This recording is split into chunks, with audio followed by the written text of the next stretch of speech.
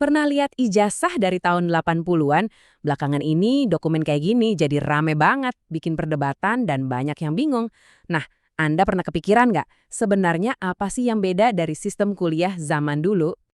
Di pembahasan kali ini, kita bakal bongkar misteri itu.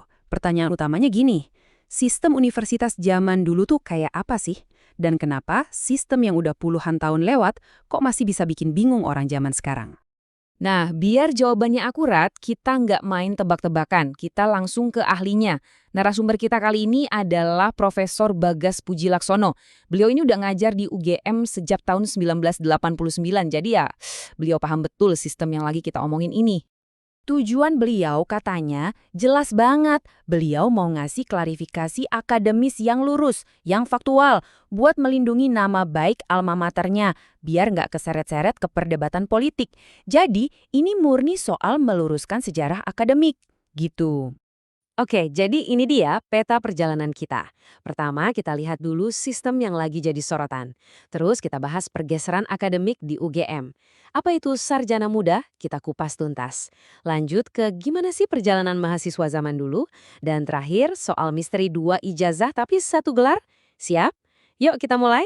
Oke, kita masuk bagian pertama, pergeseran akademik di UGM. Nah, kunci buat ngerti semua ini adalah kita harus sadar kalau era 80-an itu masa transisi besar-besaran buat pendidikan tinggi di Indonesia. Nah, ini dia nih perubahan fundamentalnya. Coba deh lihat, sistem pendidikan kita itu geser. Tadinya kita pakai model Eropa, di mana gelar sarjana itu udah setara magister. Terus kita ganti ke model Amerika, ya yang kita kenal sekarang. Ada S1, S2, S3. Nah, era 80-an itu persis di tengah-tengahnya. Jadi kayak jembatan gitu. Gara-gara transisi ini muncullah istilah yang namanya S1 gemuk. Ini bukan S1 biasa kayak sekarang ya. Beban akademiknya itu jauh lebih berat. Bayangin aja bisa sampai 157 SKS dan ditempuhnya 9 semester. Ini konteks yang penting banget biar kita paham betapa seriusnya program waktu itu. Oke, lanjut ke bagian 2. Nah, ini dia nih penjelasan soal sarjana muda. Jujur aja, ini inti dari semua kebingungan yang ada. Jadi apa sih sebenarnya sarjana muda itu? Oke, ternyata istilah resminya itu bukan program studi loh, tapi jenjang evaluasi akademik. Ini kuncinya. Coba bayangin kayak lagi main game, ini tuh semacam checkpoint. Jadi ini adalah titik evaluasi wajib di tengah jalan, bukan tujuan akhir atau program terpisah yang bisa kita pilih.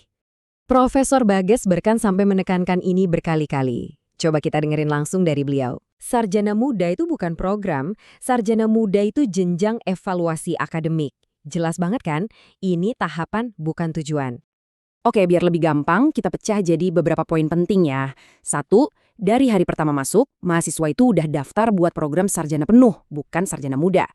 2, evaluasi sarjana muda ini diadainnya setelah semester 6. 3, kalau lulus tahap ini, mereka dapat ijazah resmi loh, bukan sertifikat abal-abal.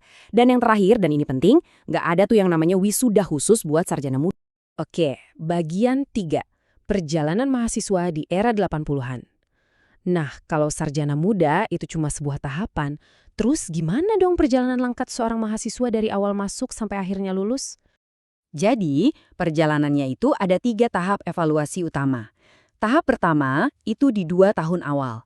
Isinya evaluasi mata kuliah dasar. Lanjut ke tahap kedua, nah ini dia, evaluasi sarjana muda setelah ngumpulin sekitar 110 SKS. Baru deh tahap ketiga atau tahap akhir, penyelesaian semua syarat buat gelar sarjana penuh, termasuk skripsi. Semuanya itu satu paket, satu alur yang nggak terpisahkan. Dan ada satu fakta yang menarik banget soal UGM zaman dulu. Mereka punya filosofi zero dropout. Artinya apa? Mahasiswa yang nilainya kurang atau ketinggalan itu nggak langsung di DO, tapi justru dibina, dibantu biar bisa lanjut lagi. Wah, suportif banget ya. Beda mungkin sama yang kita bayangin sekarang. Terus, buat dapetin gelar sarjana penuh, ada 2 syarat mutlak yang nggak bisa diganggu-gugat. Pertama, skripsi. Ini bukan main-main, bobotnya aja 8 SKS, gede banget. Kedua, KKN atau kuliah kerja nyata, yang emang udah jadi ciri khasnya UGM dan ini wajib buat semua mahasiswa tanpa kecuali. Oke, kita masuk ke bagian terakhir, kelulusan. Nah, sekarang waktunya kita satuin semua kepingan puzzle ini buat dapet kesimpulan akhirnya. 2 ijazah, tapi cuman 1 gelar. Disinilah kita dapat jawaban pastinya dari sang ahli. Beliau bilang gini, bagi alumni UGM yang wisuda sebelum evaluasi sarjana muda terakhir tahun 86, bisa dipastikan mereka punya ijazah sarjana muda.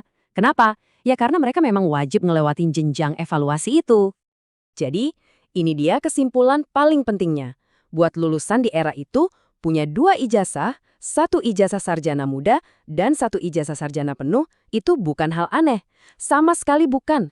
Justru, itu adalah alur yang normal, yang emang seharusnya begitu. Pada akhirnya, cerita ini ngebawa kita ke sebuah pertanyaan yang lebih luas, ya kan? Gimana sih sistem akademik yang terus berubah ini akhirnya ngebentuk cara kita mandang kualifikasi seseorang hari ini? Ini jadi pengingat buat kita semua kalau konteks sejarah itu penting banget. Terima kasih sudah menyimak.